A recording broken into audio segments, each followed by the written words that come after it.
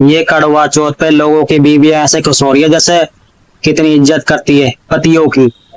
जिंदगी भर तो दुखी रखती हैं और इंसान सुखी जब तक ही रहता है जब तक शादी नहीं होती। शादी होने के बाद तो नरक हो जाती है जिंदगी। जिंदगी भर तो ऐसे ताना गुलाम ये वो फलाना ढिकाना। और कड़वा चौथ पे ऐसे खुश होती है। सजना सवरना पति की चिंता तो हो नहीं रही है, उसकी लंबी उम्र की या किसी की अपने सजने सवरने की ज्यादा चिंता हो रही है। सामान लेने की, शॉपिंग करने की। करवा चौथ को भी मॉडर्न बना दिया है, मॉडर्न जमाने में मॉडर्न त्योहार बना दिया है। करवा चौथ एक परंपरा है, पूजा है, कोई मॉडर्न नहीं है। ये नई जनरेशन को कुछ नहीं पता, ये खुद तो खराब है और त्योहारों को भी खराब कर रखा है। जब इनको कुछ समझ में नहीं आता ना तो फोन लगा के पूछती है अपने मायके में, मम्मी ये कैसे होगा, मम्मी ये कैसे होगा। पहले सब कुछ सीखो। पूजा करवा चौथ पुरानी परंपरा के हिसाब से बनानी चाहिए, ना कि नए परंपरा के हिसाब से। और सजने संवरने का कोई मतलब नहीं होता, त्योहार दिखावे का नहीं होता।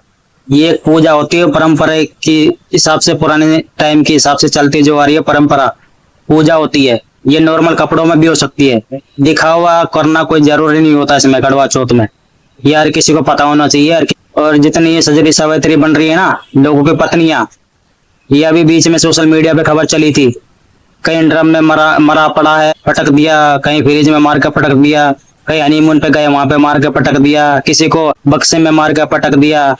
तो ये आजकल का मॉडर्न जमाना चल पड़ा है। पहले का परंपरा, पहले के लोग अलग थे जो जिनमें प्यार सम्मान होता था और पहले के लोग मिलजुल कर रहते थे। अब तो एक लोगों से, एक दूसरे से सब जलते हैं, एक दूसरे से नफरत करते हैं, देखना पसंद नहीं करते। अगर तुम्हें पतियों की चिंता है, उम्र की, उसके भविष्य की चिंता है, उसकी लंबी उम्र की चिंता है, तो हर रोज उसे उसी रूप में देखे करो जो तुम कड़वा चौथ के दिन ही देखते हो। क्या इतने सालों में एक ये जो त्योहार आता है कड़वा चौथ, इसी दिन तुम्हें वो पति नजर आता है क्या? उसके उसी दिन तुम्हें चिंता होती है कि उसके लंबे उम्र की, बाकी दिन कहाँ जाते हैं? उसके बाकी दिन तो उसके ऊपर अत्याचार, ये वो, गाली गलौज, फलाना ढिकाना, इतने मुसीबत, उसके ऊपर बोझ, घर का बोझ, तुम्हारे नखरा अलग से बीवियों के, फलाना ढिकाना। तो ये सब मॉडल जमाना, और इसमें आधे लोगों को कुछ तो त्योहार के बारे में पता ही नहीं है।